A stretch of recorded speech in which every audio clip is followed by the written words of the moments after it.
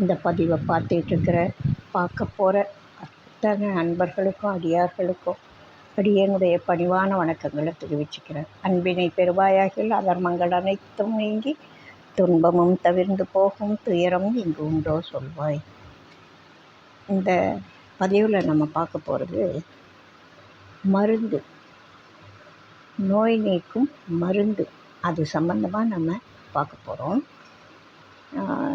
எந்த மருந்து நோயை நீக்குது அப்படின்றது தான். பரம்பொருளுக்கு வைத்தியநாதன் அப்படின்னே ஒரு பேர். இப்போ நாம் வள்ளுவர் பெருந்தகை சொல்கிற திருக்குறளை பார்க்கலாம். மருந்து அப்படின்ற அதிகாரத்தில் சொல்கிறாரு, மிகினும் குறையினும் நோய் செய்யும் நூலோர் வழிமுதலாய் எண்ணிய மூன்று.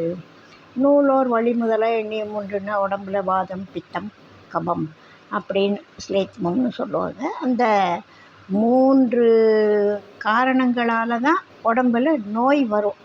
அதாவது நோய் வர காரணமாக அமையிறது இந்த 3.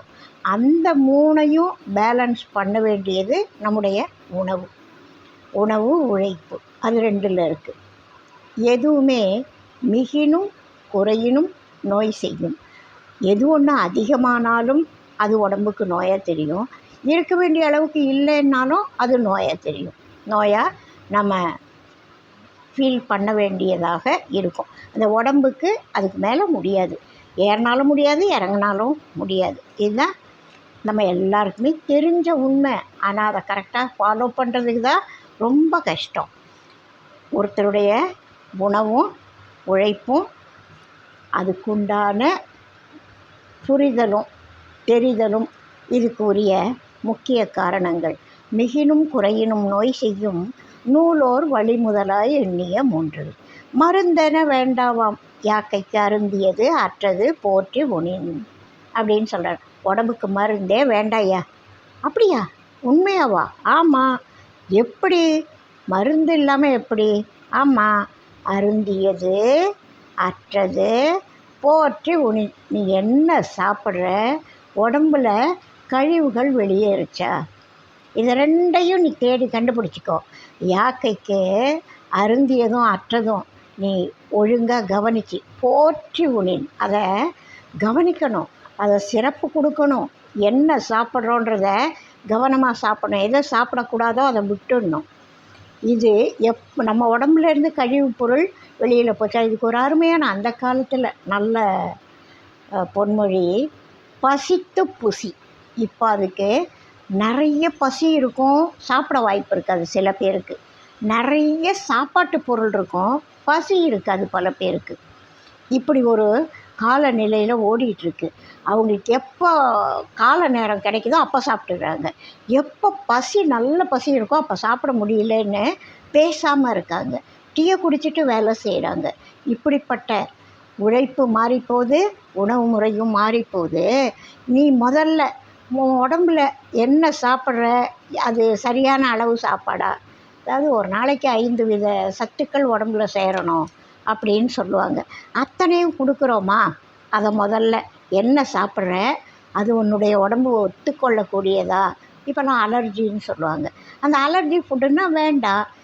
எது ஒத்துக்கும், எவ்வளவு கொடுக்கணும், அதிகமாக கொடுத்துறாத. மிகினும் குறையினும் நோய் செய்யும். அதனால் அளவாக உன்னுடைய உடம்புக்கு இந்த வேலைக்கு எவ்வளவு அதால் ஜீரணிக்க முடியுமோ, எவ்வளவு ஏற்றுக்கொள்ளுமோ அவ்வளவு கொடு. உன்னுடைய உடம்புலேருந்தே கழிவுகள் நித்தம் வெளியேறணும். அதையும் பார்த்துக்கோ. 2ஐயும் நீ போற்றி கவனித்து செய்தாயானால் மருந்தென வேண்டாவாம் யாக்கைக்கு அப்படின்னு சொல்கிறார். அற்றால் அளவறிந்து உண்க அஃது உடம்பு பெற்றான் நெடிது உய்க்குமாறு. முன்னாடி சாப்பிட்டது அதை தெரிஞ்சு அதுக்கப்புறம் சாப்பிட வேண்டியது, அது ஜீரணிக்க வேண்டியது, இந்த அளவை தெரிஞ்சு உண்ணணும். அப்படி செய்தால் அது உடம்பை நெடுங்காலத்துக்கு ஆரோக்கியமாக கொண்டு செலுத்தும். அற்றால் அளவறிந்து உண்க. முதல்ல எது நம்ம சாப்பிட்ணும், எவ்வளவு சாப்பிட்ணும்னு தெரிஞ்சு சாப்பிடு. அதே மாதிரி அற்றால் அதையும் கவனிச்சிக்கோ. அளவறிந்து உண்க. உண்ண வேண்டிய அளவுக்கு உண்க. அது எதுக்கு தெரியுமா? ஏன் நிறைய சாப்பிட்டா என்ன, இருக்கேன்னு நிறைய சாப்பிட்டா என்ன அப்படின்னா, அளவறிந்து சாப்பிட்டீங்கன்னா நெடிது உய்க்குமாறு, ரொம்ப காலத்துக்கு ஆயுள் நீடிச்சு இருக்கும். ஆயுள் நீடிக்கணும்னா ஆரோக்கியம் நீடிச்சு இருக்கணும். அதனால் ஆரோக்கியமான உடல் வாழ்க்கை வேணும்னா நீ அதை செய்யி அப்படின்றார். அற்றதறிந்து கடைப்பிடித்து மாறல்லது தூக்க துவர பசித்து. அதே தான் முன்னாடி சொன்ன மாதிரி நல்ல சுண்ட பசிக்கணும். பசித்த பிறகு புசிக்கணும். முன் உண்டது அற்றதை அறிந்து பிறகு நன்றாக பசித்து உண்ணுங்கால் தம்முள் மாறுபாடு இல்லாத உணவுகளை குறிக்கொண்டு உண்ணுதல் வேணும். அதான் ஒத்துக்கொள்ளக்கூடிய உணவாக இருக்கணும். உண்றது எவ்வளவு, என்ன பொருள், அது தெரிஞ்சு உண்ணணும். அற்றது சரியா கழிவுகள் வெளியேறுச்சா எல்லாத்தையும் கவனிச்சிக்கோ. மாறுபாடு இல்லாத உண்டி மறுத்து உண்ணின் ஊறுபாடில்லை உயிருக்கு.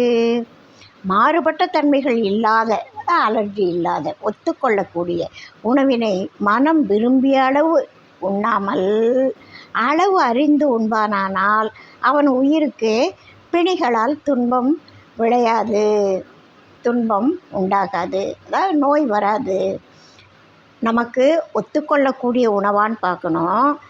எவ்வளவு இருக்குன்றதுக்காக, நிறைய இருக்குன்றதுக்காக சாப்பிடாத. அளவறிஞ்சு கரெக்டாக நீ சாப்பிட்டீன்னா, அதாவது இதுக்கு மேலே வேண்டான்னா வேண்டாம், கரெக்டாக இருக்க பழகிட்டா ஊறுபாடு இல்லை உயிருக்கு. உன்னுடைய உடம்புக்கோ உயிருக்கோ தொந்தரவு இல்லை. உடம்புக்கு வந்தால் உயிருக்கு தானே அனுபவிக்குது. அதனால் உயிருக்குன்னே சொல்லிட்டாரு. ஊறுபாடு இல்லை உயிருக்கு. உடம்புக்கு வர்றது உயிருக்கு, உயிர் படுற அவஸ்தையெல்லாம் உடம்பால் தான். அதே மாதிரி சொல்கிறார். இழிவறிந்து உண்பான்கண் இன்பம் போல் நிற்கும் கழிவேர் இழையான்கண் நோய். குறைவாக உண்பதை நல்லதென்று அறிந்து உண்பவனிடம் இன்பம் நீங்காமல் நிற்பதைப் போல மிக பெரிய இரையை விழுங்குகின்றவனிடம் நோய் நீங்காமல் நிலைத்து நிற்கும். அந்த பெருந்தீனிக்காரன்னு சில பேரை சொல்லுவாங்க. அந்த பெருந்தீனிக்காரர்களுக்கு எப்போதும் ஏதாவது ஒரு கைவசம் நோய் இருக்கும். ஏன்னா பெருந்தீனிக்காரர்கள்கிட்ட அப்படியே பக்கத்துலேயே சோம்பல் இருக்கும். அவங்களால சாப்பிட முடியாத அளவுக்கு சாப்பிட்டாங்களா, தூக்க முடியாத அளவுக்கு உடம்பு பாரமாயிடுமா, அதனால் அவங்க செய்ய வேண்டியதை செய்ய மாட்டாங்களா, அதனால் சோம்பல் இருக்குமா, அது வந்துட்டால் சொல்லவே வேண்டாம், எல்லாம் கூடவே வந்துடும். எது வேண்டாததோ அதெல்லாம் கூட வந்துடும். அப்போது அவங்க என்ன சொல்கிறாங்க, இழிவறிந்து உண்டான் கண் இன்பம் போல் நிற்கும். எது வெளியில் போச்சு, எது தேவை, இது அளவு எல்லாம் தெரிஞ்சு சாப்பிட்றவங்க கிட்ட இன்பம் நிலைத்திருக்கும். அதே போல் இந்த தெரியாமல் இருக்குன்னு அள்ளி அள்ளி கொட்டிக்கிறவங்க கிட்ட துன்பம் நோய் உட்காந்துருக்கும் கூடவே. அவங்க கூட நல்லா தெரிஞ்சு சாப்பிட்றவங்க கூட அற்றது போற்றி உண்றவங்க கூட அருந்துவது அற்றது போற்றி உண்டாக்கா அவங்களுக்கு இன்பம் இருக்கும். அது இல்லாதவங்களுக்கு துன்பம் கூடவே இருக்கும், அதாவது நோய் கூடவே இருக்கும். தீயளவு அன்றி தெரியான் பெரிது உண்ணின் நோயளவு இன்றிப்படும். இப்போது நம்ம பசி எவ்வளவு, ஜீரணிக்கிற அளவு எவ்வளவு, இதெல்லாம் தெரியாமல் எவ்வளோ வேணாலும் சாப்பிட்றான் ஒருத்தன் அப்படின்னா நோய்களும் இது எப்படி அளவு இல்லையோ அதே மாதிரி அதுக்கும் அளவு இருக்காது. சாப்பிட்றதுக்கு இவன் அளவு வைக்கலை, நோய் தான் வர்றதுக்கு அது அளவு வைக்கலை. யார் வேணாலும் ஒரு நோய் வந்துட்டால் மற்ற நோயெல்லாம் அவங்க ஃப்ரெண்டாகிடுவாங்க. ஒன்று வந்தால் இன்னொன்று கூடவே பக்கம் பக்கம் நானும் வரேன்னு அந்த உடம்புல குடியேறிடும். அதனால் இதுக்கு அளவு இல்லைன்னா அதுக்கும் அளவு இருக்காதப்பா, ஜாக்கிரதை அப்படின்றார். நோய் முதல் நாடி அது தணிக்கும் வாய் நாடி வாய்ப்பச் செயல். ஒருத்தன் மருத்துவன் அப்படின்னு வச்சுக்கோங்களேன், குறிகளால் நோயினை இன்னதென்று அறிந்து பின் அது வருவதற்கு காரணத்தினை ஆராய்ந்தறிந்து அதனை நீக்கும் வழியினை அறிந்து அதனை செய்யும் முறை பிழையாமல் செய்தல் வேண்டும்.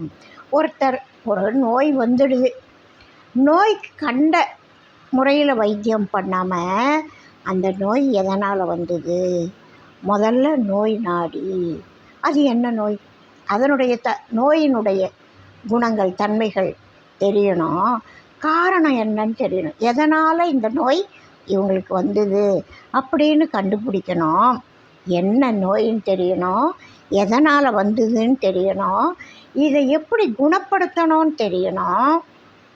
அந்த குணப்படுத்துகிற முறையை சரியாக ஒருவர் செய்வாரானால் அந்த நோய் குணமாகும். இப்போத்திய மருத்துவ முறையை இந்த அத்தனை குறளையும் வச்சு யோசித்து பாருங்கள். ஒன்றாவது பொருத்தம் இருக்கா அப்படின்னு யோசித்து பாருங்கள். உற்றான் அளவும் பிணியளவும் காலமும் கற்றான் கருதி செயல். மருத்துவ நூல்களை கற்ற மருத்துவன் நோயுற்றோன் அளவினையும் நோயின் அளவினையும் செய்தற்கு ஏற்ற காலத்தினையும் நூல் நெறியால் அறிந்து அவற்றோடு பொருந்தச் செய்தல் வேண்டும். ஒரு நல்ல மருத்துவன்னா அவங்களுக்கு அனுபவம் இருக்கணும். எப்படி அனுபவம் வரும்? நிறைய நூல்களை ஆய்ந்து கற்கணும். ஒருத்தருடைய உடம்பை வச்சு விளையாடக்கூடாது. அதனால் என்ன செய்யணும்? நூல் கற்கும் பொழுது செவ்வனே அதை ஆழ்ந்து உணர்ந்து கற்கணும். அந்த நூலில் என்ன சொல்லப்பட்டிருக்கு, எப்படி மருத்துவ முறை இருக்குது, அது தெரிஞ்சு கற்றுக்கணும். அந்த கற்ற மருத்துவன் நோயுற்றவனுடைய அளவையும் கவனிக்கணும். ஒரே மருத்துவம் ஒரே நோய்க்கு எல்லா பேஷண்ட்டுக்கும் பொருந்தாது. அதனால் நோயுற்றவனுடைய அளவையும் அவனுடைய எது ஒருத்தருக்கு ஒன்று தாங்கும், இன்னொருத்தருக்கு ஒரு அனஸ்தீஷியான்னு வச்சுக்குவோம். ஒருத்தருக்கு ஒரு அளவு தாங்கும்னா இன்னொருத்தருக்கு அதே அளவு தாங்கும்னு சொல்ல முடியாது. ஒவ்வொரு உடம்பும் வேறு வேறு அளவில் அமைக்கப்பட்டிருக்கு. அதாவது உறுப்புக்கள் ஒன்று தான். ஒரு அருமையான கருத்து. 2 கண் எல்லாருக்கும் கண், பார்வை ஒரே மாதிரி இருக்காது. எல்லாருக்கும் ஒரே மாதிரி தான் வாய், ஒரே மாதிரி பேசாது. எல்லாருக்கும் 2 காது தான், ஒரே மாதிரி கேட்காது. எல்லாருக்கும் மூளை, ஒரு தலைக்குள்ளே ஒரு மூளை இருக்குது, ஒரே மாதிரி அறிவுகளை சேகரிக்காது, வெளிப்படுத்தாது. 2 கால் தான். நடக்கும் பொழுது பாருங்கள், எல்லாரையும் பாருங்கள், நடை வித்தியாசமாக இருக்கும். அதே போல் எல்லாமே வேறுபாடு. ரேகை ஒருத்தருக்கு இருக்கிறது ஒருத்தருக்கு இல்லை. கண், முடி, ரேகை எல்லாமே ஒவ்வொருத்தருக்கும் ஒன்று. அதே மாதிரி உடம்புல நோய் ஒரு அளவாக இருக்கும். அந்த நோயுற்றவனுடைய நிலைமை வேறு வேறையாக இருக்கலாம். அதனால் அதுவும் மருத்துவன் கவனிக்கணும். நோயோட அளவை கவனிக்கணும், நோயுற்றவனை கவனிக்கணும், நோயினுடைய அளவு அதை கவனிக்கணும். செய்தற்கேற்ற காலம், எந்த காலத்தில், அதாவது இப்போ இந்த ட்ரீட்மெண்ட் கொடுக்கலாம், இந்த ஸ்டேஜில் இந்த ட்ரீட்மெண்ட் கொடுக்கலாம், அந்த காலத்தையும் புரிஞ்சுக்கணும். இப்போது சிலருக்கு கோடைக்காலங்களில் அதிகமாக சளி பிடிக்கும், உஷ்ணம் தாங்காமல். சிலருக்கு குளிர்காலத்தில் அதிகமாக சளி பிடிக்கும். சளின்றது எல்லாருக்கும் உள்ளது. ஆனால் ஒரு உடம்புக்கு வெப்ப காலத்தில் இருக்கும், ஒரு சிலருக்கு குளிர்காலத்தில் இருக்கும். அது மாதிரி உடம்புக்கு உடம்பு, உணவுக்கு உணவு, மனுஷாளுக்கு மனுஷால் மாறுபடும். பழக்க வழக்கங்களாலேயும் சீதோஷ்ணத்தாலேயும் உணவுனாலேயும் உழைப்பினாலேயும் பல காரணங்களால் மாறுபடும். அதனால் ஒரு மருத்துவன்னா என்ன செய்யணும்? நூல்களை நல்லா கற்கணும். அவங்க நல்ல அனுபவசாலியாக இருக்கணும். அதனால் நோயுற்றவன் எப்படிப்பட்டவன், அவனுடைய உடம்பு எதை தாங்கும் தாங்காது அப்படின்னு கவனிக்கணும். அந்த நோய் இப்போ எந்த அளவில் இருக்குது கவனிக்கணும். இதை எந்த காலத்தில் எந்த வைத்தியம் பண்ணி சமாளிக்கணும், குணப்படுத்தணும் அப்படின்னு அந்த காலத்தையும் கவனிக்கணும். சில மருத்துவங்கள் பகலில் செய்வாங்க, சில மருத்துவங்கள் காலம் தாழ்த்தி செய்வாங்க, சிலதை சில சமயங்களில் செய்யணும், சில ஒத்தடங்கள் சில முறையில் கொடுக்கணும். அது மாதிரி இன்றைக்கி நிறைய மருத்துவ முறைகள், பழமையான மருத்துவங்கள் இப்போ புதுசாக தலை தூக்கிட்டுருக்கு. அவங்களாம் கரெக்டாக அந்த டைமுக்கு அதை செய்யணும் அப்படின்னு சொல்லுவாங்க. இத்தனை நாள் கழிச்சுன்னா அத்தனை நாள், இத்தனை மணி நேரம் கழிச்சுன்னா அத்தனை மணி நேரத்துக்கு ஒரு தடவை அப்படின்னு அந்த காலத்தையும் அந்த நூல் நெறியால் தெரிஞ்சு அதையும், அதாவது நூலில் சொல்லப்பட்டதையும் இந்த பேஷண்ட்டோட உடல்நிலை, உணவு பழக்க வழக்கங்கள், நோயோட அளவு, அது செய்கிறதுக்குரிய அந்த மருத்துவம் செய்கிறதுக்குரிய காலம் எல்லாத்தையும் கவனித்து செய்யக்கூடியவன் தான் சிறந்த மருத்துவன். அந்த சிறந்த மருத்துவனால் தான் வந்த நோயை குணப்படுத்த முடியும். வராமல் இருக்கிறதுக்கு என்னென்ன பண்ணணும் அதை சொல்லிட்டார் இத்தனை குறளில். வந்துட்டால் அதை எப்படி குணப்படுத்திக்கணும்னு எவ்வளவு அருமையாக சொல்கிறார் பாருங்கள். மருத்துவனுடைய அளவை சொல்கிறாரு. பிணிக்கு மருந்து என்பது உற்றவன் தீர்ப்பான் மருந்துழை செல்வான் என்று அப்பால் நாற்கூற்றே மருந்து. இப்போது உற்றவன்னா நோயுற்றவன், தீர்ப்பான்னா மருத்துவன், மருந்து உழை செல்வான் என்று அப்பால் நாற்கூற்றே மருந்து. முதல்ல இந்த மருத்துவம் இருக்குல்ல, அதில் நோயுற்றவன் அவனை கவனி.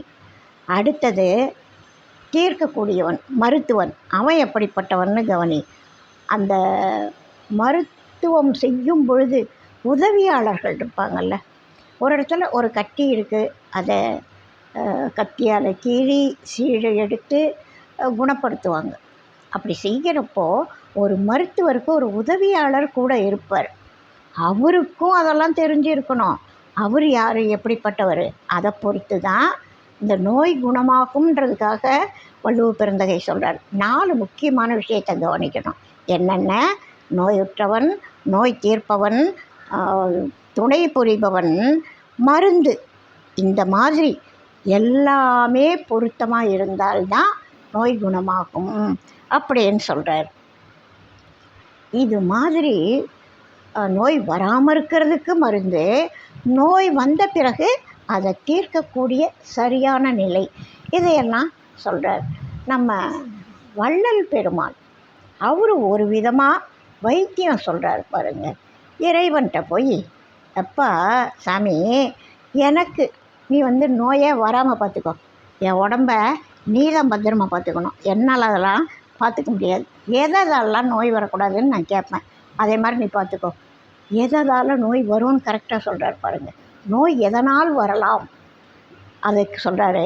காற்றாலே, புவியாலே, ககன மதனாலே, கனலாலே, புனலாலே, கதிராதியாலே, கூற்றாலே, பிணியாலே, கொலை கருவியாலே, கோளாலே, பிறவி பற்றும் கொடும் செயல்களாலே, வேற்றாலே எஞ்ஞான்றும் அழியாதே விளங்கும் மெய்யழிக்க வேண்டுமென்றேன்.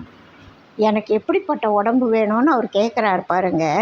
காற்றால் வரக்கூடாது, புவியால் பூமியில் மண் காரணமாக வரக்கூடாது, ஆகாயத்திலேருந்தே நோய் வரக்கூடாது, கனலால் நெருப்பால் வரக்கூடாது, தண்ணியால் வரக்கூடாது, அதாவது பிரபஞ்சத்தில் எதிலிருந்தோ ஒரு காரணமாக எனக்கு நோய் வரக்கூடாது, கதிராதியாலே சூரியனால் வரக்கூடாது, எல்லாம் போட்டோம். கூற்றாலையும் வரக்கூடாதாம். ஏன்னா யமன் பிடிக்க வேண்டிய காலம், அதுக்கு ஒரு நோயை கொடுத்தா கூப்பிட்டான்றதுக்காக கூற்றாலே அதுவும் தரக்கூடாது. எனக்கு பிணியால் எந்த வகை பிணியும் வரக்கூடாது. கொலைக்கருவியாலே, அதாவது ஒரு கத்தி ஈட்டி அந்த மாதிரி கொலைக்கருவியாலே வரக்கூடாது. கோளாலே, நவகிரகங்கள் சரியில்லை, இது 9ல் இருக்குது, அது 8ல் இருக்குது, அது 6ல் இருக்குது, இது 7.5 அப்படின்வாங்க. அந்த மாதிரி இந்த கோள்களாலேயும் வரக்கூடாது. கோளாலே எல்லாத்தை விட முக்கியமான விஷயத்துக்கு போயிட்டார். பிறவி பற்றும், உனக்கு பிராரத்வான்னு ஒன்று இருக்குல்ல, அதை நீ அனுபவித்து தீர்க்கணும்ல. சஞ்சிதத்திலேருந்து கொஞ்சம் எடுத்துகிட்டு வந்திருக்கல்ல, இங்கே இப்போ புதுசாக ஆகாமியம் சேர்ப்பல்ல, இதனால் இந்த பிறவி பற்றும் கொடும் செயல்களாலே அதுவும் எனக்கு வேண்டாம். அதனால் எதால் நோய் வரக்கூடாதுன்னு கேட்குறாரு பாருங்கள். இவ்வளவு தான், இதுதான் நோய் வர காரணங்களே.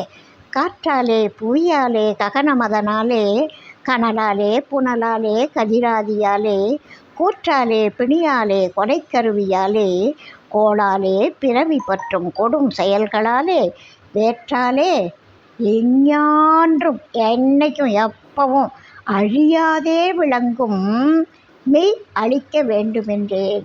எதனாலையும் என்னை ஒன்றும் செய்ய முடியாத உடம்பை எனக்கு கொடு அப்படின்னு நான் கேட்டேன். உடனே அவர் என்ன பண்ணிட்டாரா, விரைந்து அளித்தான் எனக்கு. உடனே ஓகே சொல்லிட்டாரு. அப்புறம் பார்க்கலான்லாம் அவர் சொல்லலை. நீ அப்ளை பண்ணு அப்புறம் பார்ப்போம் அதெல்லாம் சொல்லலை. நீ இன்டர்வியூ அட்டன் பண்ணு அப்புறம் பார்க்கலாம் இப்படியெல்லாம் சொல்லலையா இறைவன்.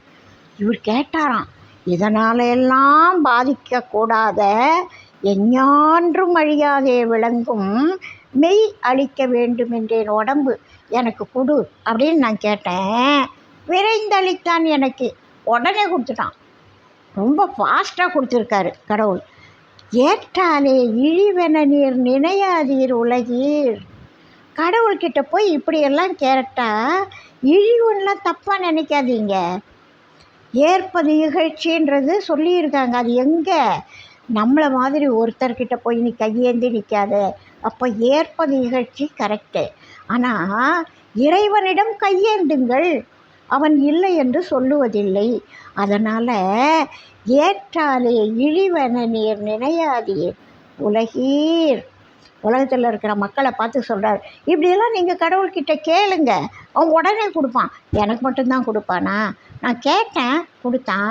நீங்களும் கேளுங்க, கொடுப்பான் அப்படின்னு சொல்லி, ஏற்றாலே இழிவென நீர் நினையாதீர் உலகீர் எந்தை அருட்பெரும் ஜோதி இறைவனை சார்வீரே. நீங்கள் இந்த நோயெல்லாம் வராமல் இருக்கணும்னா, இந்த வள்ளுவ பெருந்தகை சொன்ன மாதிரி உடம்புக்கு வைத்தியமே வேண்டான்னா, மருந்தே வேண்டான்னா, நிம்மதியாக இருக்கணும்னா இறைவன்கிட்ட போய் கேளுங்கய்யா. இந்த உடம்பை கொடுத்தவன் அவன் தானே. இதை நோய் இல்லாமல் பார்த்துக்க அவனுக்கு தெரியாதா? என்னைக்கு அனுப்பணும்னு தெரியுது, என்னை கூப்பிடணும்னு தெரியுது. இவ்வளவு தெரிஞ்ச அவனுக்கு இது தெரியாதா? அவன் கேட்டால் கொடுக்கக்கூடிய வள்ளல்யா. அதனால் இறைவன்கிட்ட போய் நீங்கள் கேளுங்க அப்படின்னு சொல்லி வள்ளுவ வள்ளலார் அப்படி சொல்கிறார். ரெட்டியப்பட்டி சுவாமிகள் அவரை பாருங்க, அவர் என்ன சொல்கிறாரு, இந்த மருந்தை பற்றி நோயை பற்றி சொல்கிறப்போ, சித்த புருடர்கள் தேகந்தனில் உள்ள தத்துவமே மருந்தாக மொழிந்தார் அப்படின்னு சொல்கிறார். சித்த புருடர்கள் தேகந்தனில் உள்ள தத்துவமே மருந்தாக மொழிந்தார் என்று ஆதி பராபரமே அப்படின்னு ஒரு பாடலில் சொல்கிறார். இது அடிக்கடி அவர் அப்படி தான் சொல்கிறார். மருந்து சாப்பிடக்கூடாது. அருட்சட்ட நெறியில் அவர் சொன்ன சட்ட நெறிகளை கடைப்பிடிக்கிறவங்க மருந்தே எடுத்துக்கக்கூடாது. அவர் சொல்கிற காரணம் என்னென்னா, மருந்தே எடுத்துக்காத, ஒழுங்காக உடம்பை கவனிச்சிக்கோ. உன்னுடைய உடலில் இறைவன் ஒரு சக்தியை வச்சுருக்கான். எந்த நோய் வந்தாலும் அது தானே குணப்படுத்தி கொள்ளக்கூடிய ஆற்றல் இருக்குது. அதுக்கு நீ என்ன செய்யணும்? எதை கொடுக்கணுமோ அதை கொடு, எதை விடணுமோ அதை விடு அப்படின்னு தான் சுவாமிகள் சொல்லுவாங்க. அப்படியும் உன்னுடைய கட்டளையை கண்ட்ரோலை மீறி ஒரு நோய் வருதுன்னா, உன்னுடைய வினை காரணமாக, நீ துட்டே முடிக்க வேண்டிய வினை காரணமாக நோய் வந்திருக்கும். அதனால் நீ நோய்க்கு மருந்து சாப்பிட்டு அதை நீ போஸ்ட்போன் பண்ணி வைக்காத, அனுபவித்து முடிச்சிடு. ஏன்னா இந்த பிறவி எடுத்துட்ட, இந்த பிறவியில் எல்லாத்தையும் அனுபவித்து முடிச்சுட்டு பேலன்ஸ் இல்லாமல் ஆண்டவன்கிட்ட முத்தி நெறி கேளு. அப்படி கேட்குறப்போ நோய் வந்துட்டா அதை அனுபவித்து முடிச்சிடு. நாளைக்கு அனுபவித்தாலும் நீ தான் அனுபவிக்கணும். அதை ஏன் தள்ளி போடுற? கொடுத்தான்ல கடவுளே, அனுபவித்து முடிச்சுட்டா கணக்கு சரியாக போச்சு, டேலி ஆகிடும். அதனால் நீ இறைவனை நெருங்கி கிட்டக்க போகலாம். அதனால் நீ மருந்தே எடுத்துக்க தேவையில்லை. உபவாசம்லாம் கரெக்டாக சொல்லுவார். இன்னென்னது சாப்பிடு, இன்னென்னது சாப்பிடாத, இப்படி உபவாசம் இரு, வெள்ளிக்கிழமை விரதம் இரு. அதாவது அடியார்களான பிறகு அவர் விதவிதமாக உபவாசம் சொல்லுவார். மிக அருமையான உபவாச முறைகள்லாம் அருட்சட்டத்தில் இருக்குது. அது கடைப்பிடிக்கிறதெல்லாம் ரொம்ப ரொம்ப ரொம்ப மிகடியார்களுக்கே சாத்தியம். அந்த பொறிப்புலன்களுக்கு, நாவுக்கு கட்டுப்படாதவங்களுக்கு அந்த உபவாசங்கள்லாம் சரியாக அமையாது. அதில் எல்லாம் அந்த அளவுக்கு ஈடுபாடு, பற்று, நிறைய முழுமையான நம்பிக்கை அதெல்லாம் இருந்தால் மட்டும்தான் அதெல்லாம் சாத்தியம். அவ்வளவு அருமையான ஒரு அருட்சட்ட நெறி. அதில் சுவாமிகள் அந்த அளவுக்கு சொல்கிறார், அந்த மருந்துன்றது தேவையில்லை அப்படின்னு சொல்கிறார். அதுபோல் இந்த மருந்துன்றது வேண்டாம் அப்படின்னு சொல்லி இறைவன் பெரியவங்க எல்லாருமே சொல்கிறாங்க. இன்னும் ஒரு பாடலில் சொல்கிறார், அதே மருந்து வேண்டான்றத சித்தர் 18 தத்துவம் மருந்தென்றும் செப்பும் கலைகள் உணர் மயிலே, அதன் அர்த்தம் அவிழ்தமல்ல குயிலே. அவர் சொல்கிறது தேவாமிர்தம் சாப்பிட்றத பற்றி சொல்லலை, நல்லா புரிஞ்சுக்கோ. உனக்கு சித்தர் 11 சொல்லி தர்றாங்க. அது வெளியிலேருந்து அந்த மருந்து உனக்கு கிடைக்காது. சித்தர் பாஷை கருத்து வேறெனும் சுக்கிரவார விரதத்திலே பிடி தெய்வம் ஒன்றே என்று முடிவாய் கண்டு தேவதா பிரார்த்தனை விடுவாய். நீ சுக்கிரவாரத்தில் விரதத்தை அதான் வயிற்றை சுத்தப்படுத்துகிற முறை. அது மாதிரி உபவாசங்கள் ஆரம்பிக்கிறது சுக்கிரவார விரதம். அதுக்கப்புறம் பழக பழக இன்னும் முதிர அவங்களுடைய விரத முறைகள் இன்னும் மேம்படும்.